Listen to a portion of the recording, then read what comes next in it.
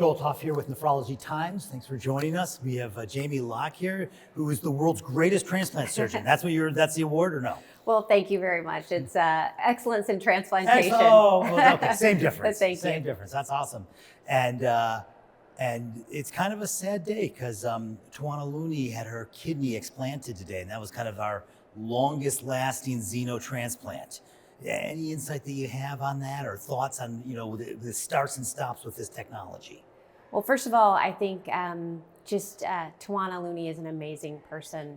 She was my patient, actually. Oh. I've known Towana for. I did not realize this was okay. Great. Yeah. Tell me more. Yeah. So I've known Towana for many, many years. She's just an absolutely extraordinary person. And I think, to borrow Tawana's words, I think from her perspective, this may be a bit of a stumbling block, but she still sees this as a huge success, not just for her, but for the field of science. And I think is really grateful for the opportunity. I know she was able to take a couple of vacations with family and really enjoy being dialysis free. I think she's taught us a lot, and we have a lot to learn. But I think the field is just skyrocketing. I think it's here to stay. And I think xenotransplantation really has the potential to really revolutionize the field and be able to offer the promise of transplant to many, many patients. Okay, and I will tell you, there's almost nothing in the entire field of nephrology that I get more questions about from my transplant patients than xeno. People are super excited about it. All of my patients are following it. They're really engaged about that. And what I don't have a feel for as a clinician, because the question, what the question is, when? Right? Sure. And so, what do you think? Do you think let's put the marker down at 5 years? Like, how many xenotransplants do you think we're doing yearly in 5 years? That's a great question. I'm always a glass half full person, so I'll give you my optimistic view of that. That's the best news. Tell me the glass half full picture. I would love to say that we would not only be doing those in 5 years, but have enough of a supply at that point to be doing in the thousands. In the thousands in 5 years. Yeah. Oh, I love that story. Yeah. And hopefully be able to kind of multiply from there, if you will. And I think it's just really, really exciting. And hopefully, I think it's going to be very complementary to allotransplantation and really help fill that gap that allotransplantation hasn't been able to fill thus far. And again, I think that's an entirely glass half full story. But I do wonder, how does the big ask look when there's the potential of a xenotransplant? Like, how do you ask your cousin or your kid to donate a kidney when they're like, well, what about Wilbur over there, right? Sure. That's a great question. And I do think that's a really important question, because at this point, we're still going to need allotransplantation, including living donors. When you look at kidney disease in the United States alone, there's somewhere between 35 and 37 million Americans that live with chronic kidney disease, as you know. And of those, at any given time, there's somewhere between 500,000 and 800,000 that meet the definition of kidney failure, many of whom are on dialysis. And yet we wait list only about 90,000 a year, and we only perform about 26,000 or so kidney transplants. So, that's a huge gap. And even with Xeno coming online, we're still going to need those 26,000 transplants from human organs, and that includes individuals who are able to donate as living donors as well as upon their death. So I think we probably right now should talk about an important conflict of interest. And I don't even want to call it conflict. The conflict sounds wrong, but just an interest. You took a job at United Therapeutics. I did. So in disclosure, I'm now the Vice President for Medical Development for Xenotransplantation at United Therapeutics.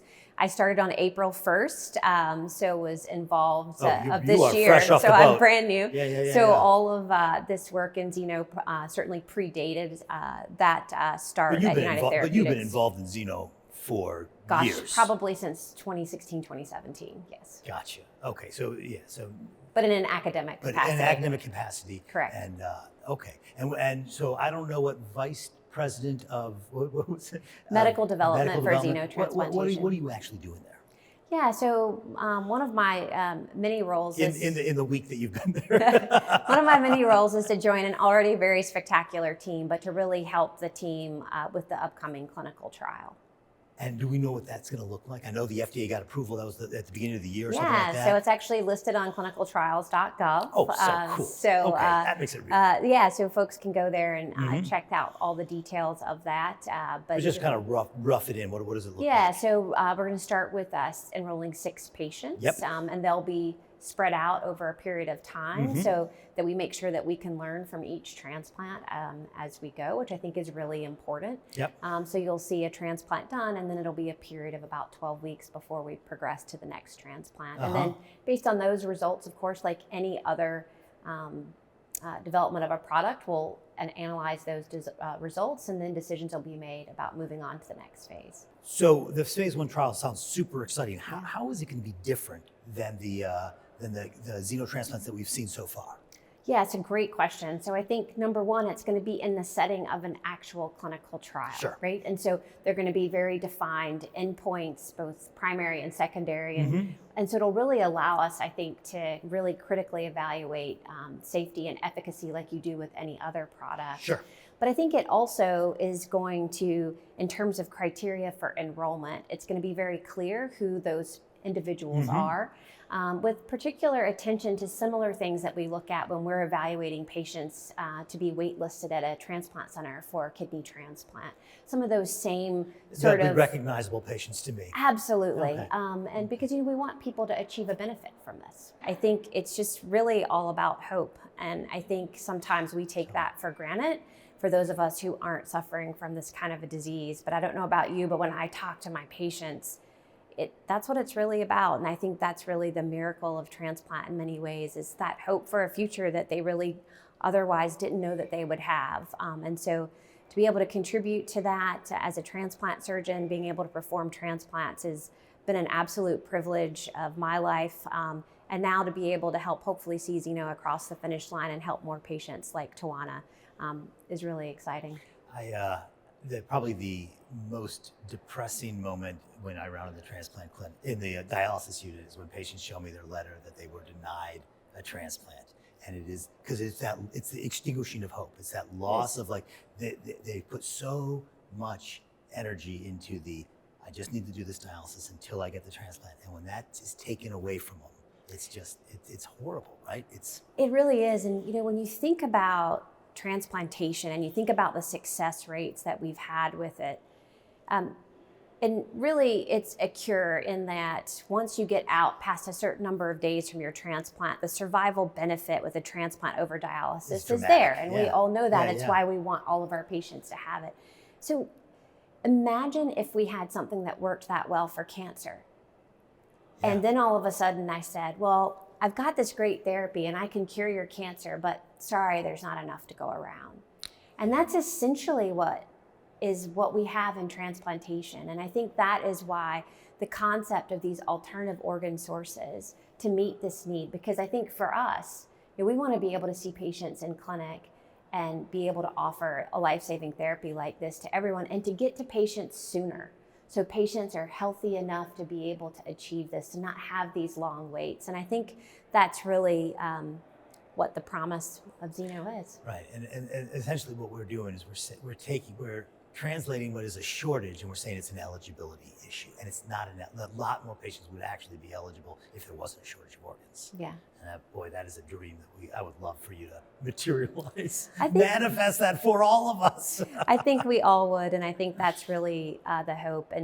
But I think at the end of the day, it really is all about the patients. And they are our pioneers in every walk of medicine. I think, patients are those extraordinary individuals that for many of us have been our living classrooms where we've really learned the art and science of medicine.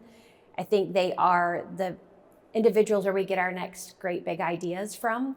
And then they are the brave pioneers who are gracious enough and courageous enough to give us the privilege of being able to study those ideas. And they are our partners, and I think it's why you and I do what we do.